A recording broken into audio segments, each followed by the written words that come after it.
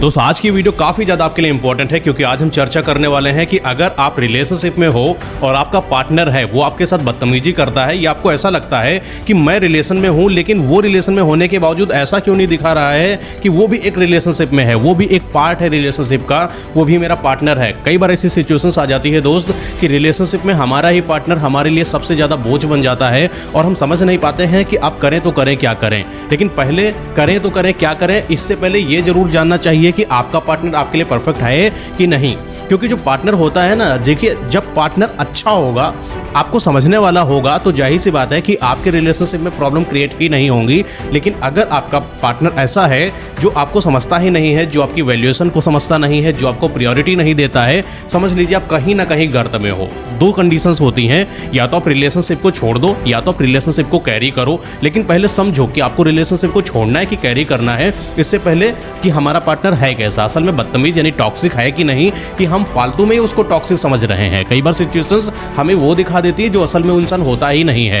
एक toxic partner कैसा होता है, टॉक्सिक इंसान कैसा होता है, इस पर मैंने कई सारे पॉइंट्स निकाले हैं। देखिए अगर आपके रिलेशनशिप में मतलब आपके पार्टनर के अंदर वो पॉइंट्स फिट हो रहे हैं तो समझ जाइए वो टॉक्सिक पार्टनर है। पहली बात, ये जो टॉक्सिक लोग होते हैं ये निरंतर आलोचना करते रहते हैं। अच्छा, निरंतर आलोचना क्या होता है? कई बार आपने नोटिस करा होगा कि आप कितना भी अच्छा कर लो या कितना भी इनके लिए करने की कोशिश करो, प्यार करो, अपनी तरफ से कॉल करो, अपनी तरफ से मैसेजेस करो, अपनी तरफ से इनको कुछ बना के खिला दो या कुछ इनको सरप्राइज कर दो, इफोर्ट्स लगा दो, जो भी कर दो, कुछ ना कुछ ऐसी कमी निकाल देंगे कि आपको लगेगा यार ये क्यों करा मैंने, शायद मुझे करना ही नहीं चाहिए था, मैं तो इस इंसान के लिए अच्छा सोच रहा था या अच्छा सोच रही थी, लेकिन इस इंसान ने मेरी चीज का कदर ही नहीं करा और ऊपर से आलोचना भी कर रहा है। वो इंसान ऐसा है कि आप कितना भी अच्छा काम कर लो उसके लिए, वो आपकी अच्छाई को देखेगा ही नहीं और आपकी बुराइयों को ही प्रायोरिटी पर लेकर आएगा और हर समय कमी निकाल कर आपको नीचा दिखा देगा। दोस्त, जब आप नीचा अपने अंदर महसूस करते हो तो आपको बड़ा बेकार लगता है और एक रिलेशनशिप में होने वाला इंसान जब अपने ही पार्टनर से नीचा दिखता है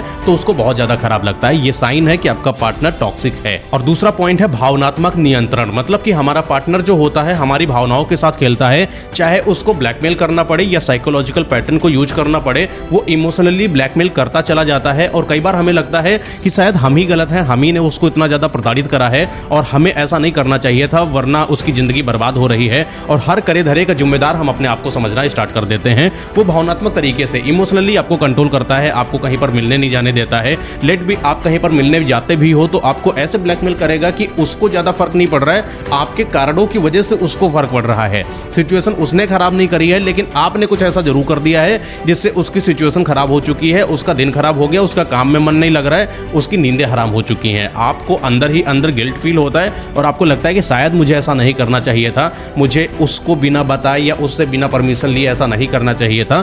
तब आपको अंदर से बुरा लगता है और जब ऐसा लगना स्टार्ट हो जाए कि मेरा पार्टनर, एक दो बार तो चलता है कि कई बार आपने कुछ गलती कर दी और आपको बुरा लग रहा है, लेकिन हर टाइम आपको ऐसा लग रहा है कि मैंने अगर अपनी तरफ से कोई स्टैंड लिया है तो मैंने गलत ही किया है, मैंने अगर सांस भी ली है तो मैंने गलत करा है, मैं अगर चल भी रही हूं या चल भी रहा हूं तो भी मैंने गलत करा है, क्योंकि मैंने अपने पार्टनर से नहीं पूछा। क्योंकि वो पार्टनर आपके इमोशनल पैटर्न को समझ रहा है, आपके इमोशनल बिहेवियर को समझ रहा है, उसको पता है कि आपके इमोशनल रोलर कोस्टर से कैसे खेला जाए, इसलिए वो आपको भावनात्मक रूप से कंट्रोल करने की कोशिश करता है। और जब भी आप कोई ऐसा काम कर देते हो जो उसको पसंद नहीं होती है तो उसको तो बुरा लगे या ना लगे, लेकिन आपको बहुत ज्यादा बुरा लगता है। तो ये समझ लीजिए अगर ऐसी सिचुएशन है तो आप एक टॉक्सिक पार्टनर के साथ हो। और तीसरा पॉइंट है अवमानना। ये क्या होता है? इसमें ऐसा होता है कि हमारा पार्टनर जो है हमारी बुराई करता है। हम कितनी भी उपलब्धियां कर ले, लेट भी हमने सोशल मीडिया क्रिएट करा, लेट भी हमने कोई जॉब निकाली, लेट भी हमें कहीं से कोई बेटर अपॉर्चुनिटी मिल गई, लेट भी हमने कुछ स्किल्स बेटर कर ली, लेट भी कोई एक पार्टनर मतलब कोई एक रिलेशन में आता है और हमारी तारीफ कर चला जाता है हमारी किसी काम की वजह से, या कोई चीज़ हम घर में लेकर आए, वो इंसान आपकी आलोचना करेगा, उस चीज़ में कमी निकाल देगा, आपको कभी ऐसा नहीं दिखाएगा कि आपने बहुत अच्छा काम किया है, वो आपको अप्रिसिएट नहीं करेगा, वो आपको नीचा ही दिखाएगा। अगर आपको कोई काम भी करना होगा, कोई करियर में आगे भी बढ़ना होगा और आप उससे बोलते हो कि मुझे ये करना है,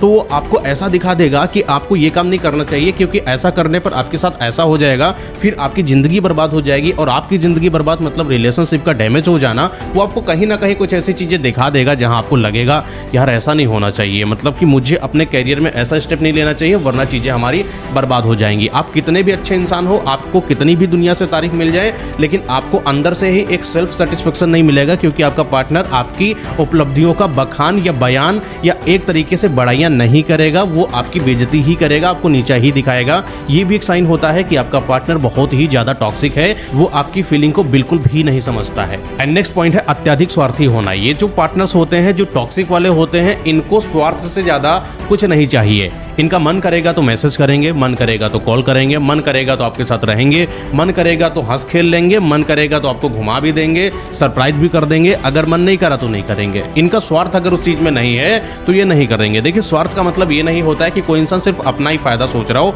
और पैसे से मामले में कोई अपना फायदा सोच रहा हो तो वो स्वार्थी नहीं। स्वार्थी का मतलब होता है कि इमोशन वाइज भी इंसान स्वार्थीपना दिखाता है। जैसे कि कभी उसको प्यार की नीड है, उसने आपसे प्यार मांगा, उसको बात करने की नीड है, उसने आपसे बात कर ली, उसको बाहर घूमने की नीड है, आपके साथ चला गया, बाहर घुमाया। लेकिन वही सेम टू सेम चीज़ जब रिफ्लेक्ट होती है और आपको चाहिए होता है तब वो आपके पास अवेलेबल नहीं होता। उसको कॉल करना है, कॉल करेगा, आपको कॉल करना कोई बात नहीं, फ़र्क नहीं पड़ता उसको। घंटा आप परेशान रहो, दुनिया भर बात कर लो, वो कॉल नहीं करेगा।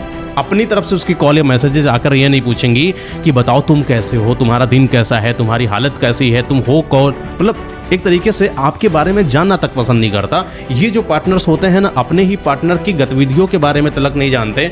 उसने सुबह से लगाकर शाम तक क्या किया, पिछले दिन क्या किया, उसके उद्देश्य क्या है, उसको पसंद क्या है, पसंद नापसंद तक इनको नहीं पता होती, क्योंकि इनको उनसे मतलब ही नहीं होता है। इनको सिर्फ स्वार्थ से मतलब होता है। इनको बड़ा बुरा लगता है जब इनकी स्वार्थी मतलब इनकी पसंद के बारे में आप नहीं पूछते हो या आप इनकी चीज़ों के बारे में आप गलत बोल देते हो, तब इनको बड़ा बुरा लगता है। वहीं जब आपकी बात आती है तो उस चीज़ को बिल्कुल ही पलट देते हैं, यूं कहें उसको नजरअंदाज ही कर देते हैं, आपकी वैल्यूएशन को खारिज कर देते हैं। और नेक्स्ट पॉइंट है अधिकार जताना। एक ऐसा पार्टनर जो आपके ऊपर अधिकार जमाता है बेटर होता है।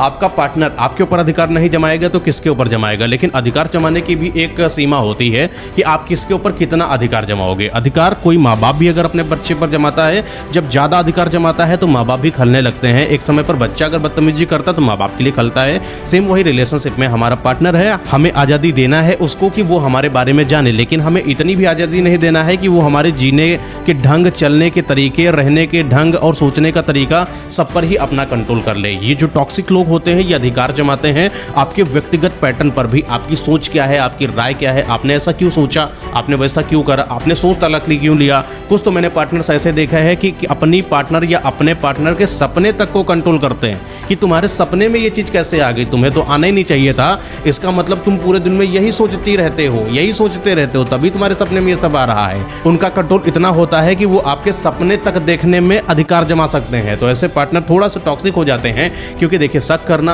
अच्छी बात है, क्योंकि अपने पार्टनर के प्रति थोड़ा सा शक रखना और पॉजिटिव रहना, उसके ऊपर अधिकार जमा देना, अपना दिखा देना, अपनापन जताते रहना अच्छी क्वालिटीज होती है। लेकिन यही चीज़ जब हद से ज़्यादा होना शुरू हो जाता है तो समझ लीजिए ये टॉक्सिसिटी में कन्वर्ट हो जाती है, ये पागलों की निशानी होती है। और ऐसा पार्टनर जो बहुत ज़्यादा आपको कंट्रोल कर रहा है वो पागल बन जाएगा। अगर किसी दिन आपने अच्छे से उसके साथ बिहेवियर नहीं करा या उसके साथ कॉम्प्रोमाइज़ नहीं करा तो समझ लीजिए ये चीज़ आपकी ज़िंदगी के लिए काफ़ी ज़्यादा खतरनाक दोस्त साबित हो सकती है। ऐसा पार्टनर आपके लिए टॉक्सिक है और आने वाले समय में आपको हार्म भी कर सकता है। एंड नेक्स्ट पॉइंट है विश्वास की कमी। एक जो पार्टनर होता है जब आपके प्रति विश्वास दिखाएगा तो आपकी लाइफ बहुत ज़्यादा इंप्रूव करती है और आप आगे जाते हो। लेकिन वही जब आपका पार्टनर आपके प्रति विश्वास ही नहीं रखता है, आपके ऊपर शक करता रहता है, आपको स्वतंत्र आज़ादी नहीं देता है, कुल मिला के आप कुछ भी सोचो उस पर भी वो शक करता है, किसी से मिल लो उस पर भी वो शक करता है, किसी से बातें कर लो या किसी से कोई राय तलक ले लो उस पर भी वो शक करता है, समझ लीजिए वो इंसान आपके ऊपर विश्वास नहीं करता है। मेरा ऐसा मानना है कि आपका पार्टनर आपके ऊपर विश्वास करे, इतना करे कि आप कुछ भी करो उसको आपके ऊपर इतना भरोसा होना चाहिए कि मेरा पार्टनर ऐसा गलत नहीं कर सकता, तब जाकर एक परफेक्ट पार्टनर होता है।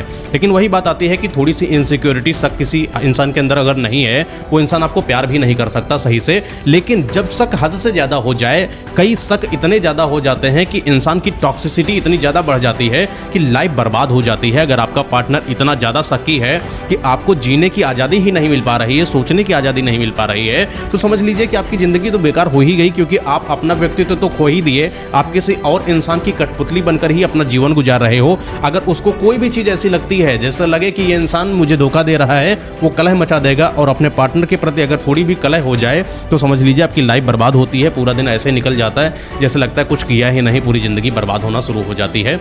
आपका पार्टनर आपके अंदर विश्वास नहीं दिखाता है, सबसे बड़ा रेड फ्लैग है और ये टॉक्सिसिटी की बहुत गहरी निशानी है। दोस्त, अपने पार्टनर को समझाओ कि ज़्यादा शक बुरी होती है चीज़, इसको दूर करें, अन्यथा मैं आपसे दूर हो जाऊंगी या हो जाऊंगा, क्योंकि ऐसे रिलेशनशिप नहीं चलते जहां सिर्फ शक हो लेकिन हेल्दी शक, हेल्दी इनसिक्योरिटी बेटर रिलेशनशिप को इंप्रूव करती है दोस्त। एंड नेक्स्ट पॉइंट है मनोवैज्ञानिक खेल। कई सारे ऐसे मैंने पार्टनर्स देखे हैं जो साइकोलॉजी मैनिपुलेशन का यूज करते हैं अपने पार्टनर को अपने आसपास नचाने के लिए, कठपुतली बनाने के लिए। एक ऐसा इंसान जो आपको कठपुतली बनाता है, आपको मैनिपुलेट करता है, आपके ऊपर डोमिनेंट बिहेवियर दिखाता है, तो समझ लीजिए आपकी लाइफ बर्बाद होने वाली है। कई सारे ऐसे साइकोलॉजिकल टर्म होते हैं जैसे ब्रेड क्रम्बिंग हो गया, घोस्टिंग करना हो गया, पुश एंड पुल करना हो गया।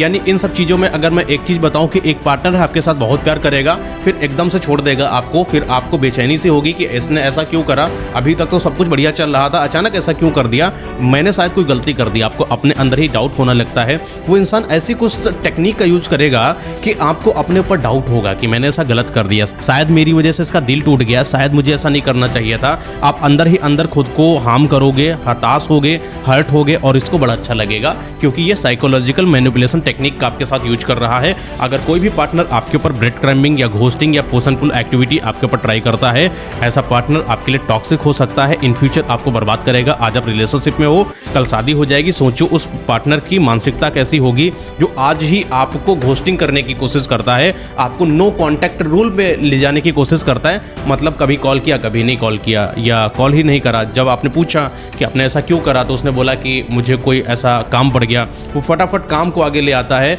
और आपकी इंपॉर्टेंस को वैल्यूएशन देता ही नहीं है और आपको काफ़ी बुरा लगता है। देन आप रियलाइज करते हो कि शायद मैं गलत एक स्टेट में आ चुकी हूँ या आ चुका हूँ। ये एक साइन होता है कि आपका पार्टनर बहुत ही ज्यादा टॉक्सिक है दोस्त। एंड नेक्स्ट पॉइंट है हिंसा की प्रवृत्ति। अगर आपको ये पता चल गया कि आपका पार्टनर आपको गाली दे रहा है तो आप उसके साथ रुके क्यों हो, मुझे तो यही नहीं समझ में आता। कई लोगों को उनका पार्टनर गाली देता रहता है, उनको मारता तलक रहता है, जबकि मारना किसी भी तरीके से अलाउ नहीं होता है। आप किसी के माई बाप थोड़ी ना हो, या आप भी वही इंसान हो जो मैं हूँ, है ना।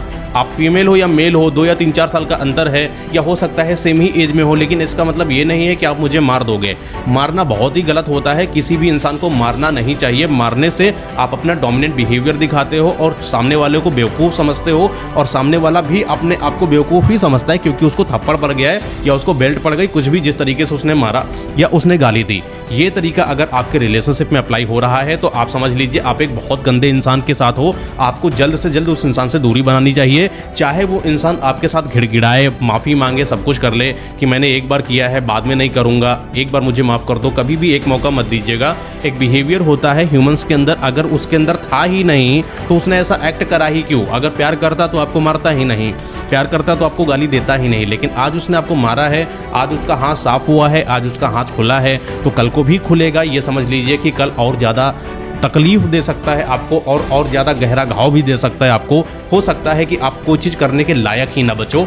इसीलिए अगर आपका पार्टनर हिंसा की प्रवृत्ति रखता है, उस इंसान से जितनी जल्दी हो सके दूरी बनाओ, दिल पर पत्थर रखो, भगाओ, क्योंकि पार्टनर जो आपको मारे आपका दुश्मन जैसा है, वो आपका अपना हो ही नहीं सकता, क्योंकि उस इंसान के अंदर आपके प्रति प्रेम है ही नहीं। तो दोस्त, एट द एंड मैं यही कहना चाहूँगा कि ऐसे पार्टनर्स जो आपके प्रति ऐसा बिहेवियर रखते हैं उनको अपनी ज़िंदगी से उखाड़ कर फेंक दो, क्योंकि ये उखाड़ने वाले नहीं हैं, ये खुद नहीं जाते हैं, इनको आपको ही उखाड़ के फेंकना पड़ता है, क्योंकि आपको अपनी लाइफ को इंप्रूव करना है। अगर आप अपनी लाइफ को इंप्रूव करना चाहते हो दोस्त, तो इन सारे लोगों से, अपने ऐसे पार्टनर से दूरी बनाओ। अगर मैं पार्टनर की ही सिर्फ बात क्यों करूं, अगर आपके आसपास कोई भी ऐसा इंसान है, चाहे आपका रिश्तेदार हो या आपका दोस्त हो, इन एक्टिविटीज में से कुछ भी आपके साथ करता है, समझ लीजिए वो इंसान आपके लिए बहुत ही ज्यादा घटिया है। उस इंसान को जितनी जल्दी हो सके अपनी लाइफ से दूर कर दीजिए, इसी में आपकी भलाई है। और सबसे इंपॉर्टेंट बात, मैं इस यूट्यूब चैनल पर कुछ ऐसी ही इंपॉर्टेंट चीजों के बारे में डिस्कस करता रहता हूं जो आपकी लाइफ को इंप्रूव करता है, आपका रिलेशन बेटर बनाता है, आपको समाज में अच्छा दिखाता है।